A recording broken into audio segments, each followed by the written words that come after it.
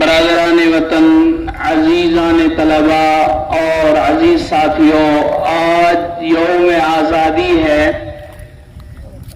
ہم سب کے لیے مسرت کی بات ہے، ہم سب مل بیٹھ کر اس یوم آزادی کو خوب دل جمعی کے ساتھ مناتے ہیں، اور ہم دوسری قوموں کو بھی اس کو منا کر دکھاتے ہیں کہ یوم آزادی اس طریقے سے منایا جاتا ہے۔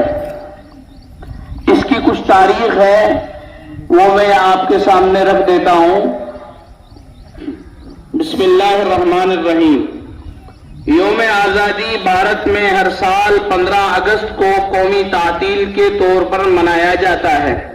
سن 1947 میں اسی تاریخ کو ہندوستان نے ایک طویل جدوجہد کے بعد مملکت متحدہ کے استعمار سے آزادی حاصل کی تھی۔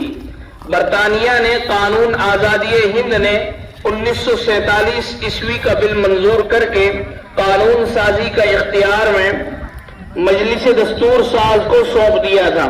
یہ آزادی تحریک آزادی ہند کا نتیجہ تھی، جس کے تحت انڈین نیشنل کانگریس کی قیادت میں پورے ہندوستان میں تحریک عدم تشدد اور اصول نافرمانی میں عوام نے حصہ لیا، اور اس جدوجہد میں ہر کس و ناقص نے اپنا تعاون پیش کیا۔ ہندوستان کی آزادی کے ساتھ ساتھ تقسیم ہند کا واقعہ بھی پیش آیا، اور برطانوی ہند کو مذہبی بنیادوں پر دو ڈومینین میں تقسیم کر دیا۔ بھارت 2 ملین اور پاکستان 2 ملین۔ اس تقسیم کے نتیجے میں دونوں طرف خطرناک مذہبی فسادات ہوئے، جن میں تقریباً 1.5 کروڑ لوگ مارے گئے اور بے گھر ہو گئے۔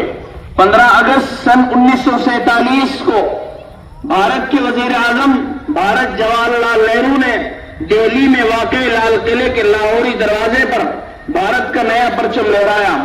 اسی دن ہر سال بھارت کا وزیر اعظم بھارتی پرچم لہراتا ہے اور ملک کو خطاب کرتا ہے۔ اس دن پورے ملک میں قومی تعطیل منائی جاتی ہے، اور جگہ جگہ پرچم کشائی کی جاتی ہے، اور دیگر رسمی تقریبات کے ذریعے جشن آزادی منایا جاتا ہے۔ 17ویں صدی میں یورپی تجار برصغیر میں آنا شروع ہوئی، اور انہوں نے اپنی چوکیاں قائم کر لی۔ دھیرے دھیرے انہوں نے فوج جمع کرنا شروع کی، اور دیکھتے ہی دیکھتے ایک طاقتور فوج بنا لی، اور پھر ایسٹ انڈیا کمپنی نے علاقائی راجوں کو اور اپنے زیر اثر لے لیا، اور بالآخر 18ویں صدی میں کمپنی راج قائم کر لیا، اور یوں وہ ہندوستان کی غالب طاقت بن گئی۔ جب ہندوستانی علماء اور بڑے بڑے رہنماؤں نے محسوس کیا کہ اگر ایسٹ انڈیا کمپنی کو روکا نہ گیا تو مستقبل میں یہ ہندوستان کے حکمران بن جائے گی، لہذا ملک گیر تحریک آزادی ہند کا آغاز ہوا، اور جنگ آزادی ہند 1857 عیسوی کا واقعہ پیش آیا، جس کے بعد حکومت ہندوستان ایک 1858 عیسوی بنا، جس کے 1858 بنا، جس کے روح سے تاج برطانیہ نے براہ راست ہندوستان کا اختیار اپنے ہاتھ میں لے لیا۔ اس کے بعد ہندوستان بھر میں تدریجاً متعدد تنظیمیں ابھرنا شروع ہوئی، جن میں سب سے مشہور انڈین نیشنل کانگریس ہے، جس کی بنیاد سن 1885 میں رکھی گئی۔ پہلی جنگ عظیم کے بعد برطانیہ میں بہت ساری اصلاحات کی گئی، جن میں مونٹیگو اصلاحات قابل ذکر ہیں، مگر اس کے ساتھ ساتھ رول ایکٹ جیسا تکلیف دہ قانون بھی نافذ کیا گیا، اور ہندوستانی سماجی کارکنوں نے خود کی حکمرانی کا مطالبہ کیا۔ ہندوستان عوام کو برطانوی حکومت کا یہ رویہ ہرگز پسند نہیں آیا، اور اس طرح موہن داس گاندھی کی قیادت میں ملک بھر میں عدم اعتماد اور اصول نافرمانی تحریک کا آغاز ہوا، اور پورے ملک میں عدم تشدد تحریک کی لہر دوڑ گئی۔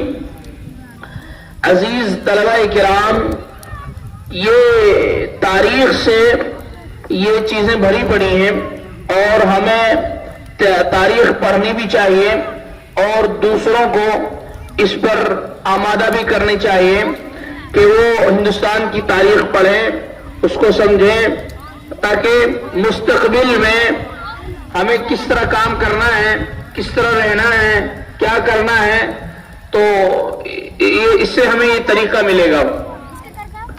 ہم سب کے لیے آج کا دن بہت ہی مسرت کا دن ہے, بہت ہی خوشی کا دن ہے. ہمیں مل بیٹھ کر اس دن کو منانا ہے. اسی طرح ہمیں اپنے بزرگان محترم کی روحوں کو خراج عقیدت پیش کرنی ہے. جیسا کہ ہمارے بزرگوں میں بڑے بڑے علماء نے قربانی دی ہے. انہوں نے ظاہری جدوجہد سے قربانی دی ہے. آگے چل کر مستقبل میں یا حال میں کوئی بھی قربانی دینے کی ضرورت پڑی تو ہمیں مل بیٹھ کر انشاءاللہ قربانی دینی ہوگی. ہمیں سب سے پہلے قربانی کے لیے روحانیت ضروری ہے.